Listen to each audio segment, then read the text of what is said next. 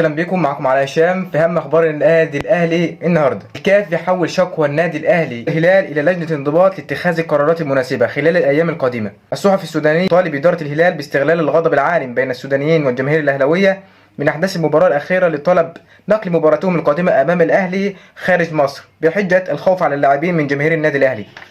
الهلال السوداني يؤكد أن الكاف لم يمنع حضور جماهيره بمباراة الأهلي بشكل كلي، وأنه سمح لهم بحضور الجماهير التي تملك VIP فقط، ولذلك ظهرت بعض الجماهير في المدرجات. حرص محافظ أسوان على حضور ميدان الفريق وتحفيز لاعبيه قبل مواجهة الأهلي.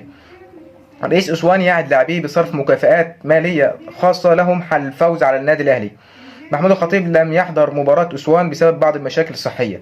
محمود حمدي لاعب النادي الأهلي الناشئ وأخو أحمد حمدي لاعب الأهلي السابق يهرب من قطاع ناشئي الأهلي وينتقل إلى أوروبا. الجهاز الطبي لمنتخب تونس يطمئن الجهاز الطبي للأهلي والجماهير ويؤكد أن إصابة محمد الضاوي كريستو بسيطة وأن اللاعب سيشارك بشكل طبيعي.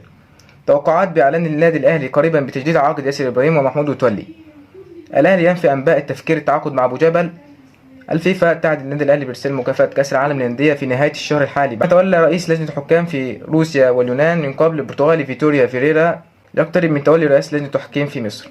ايمن الرمادي مدرب اسوان قبل مواجهه النادي الاهلي.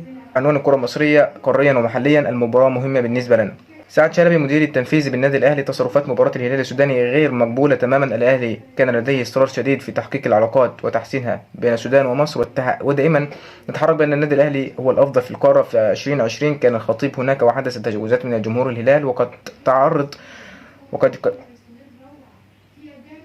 تعرض حياه بعثه النادي الاهلي للخطر، لكن النادي الاهلي لم يتقدم بشكوى بخاصه لم يتقدم بشكوى ضد الهلال، ودائما نتصرف بعقلانية تجاه الدولة، لكن الأهلي هذه المرة قرر اللجوء إلى وزارة الخارجية. تعمل لايك واشتراك عشان ننزل أخبار النادي الأهلي.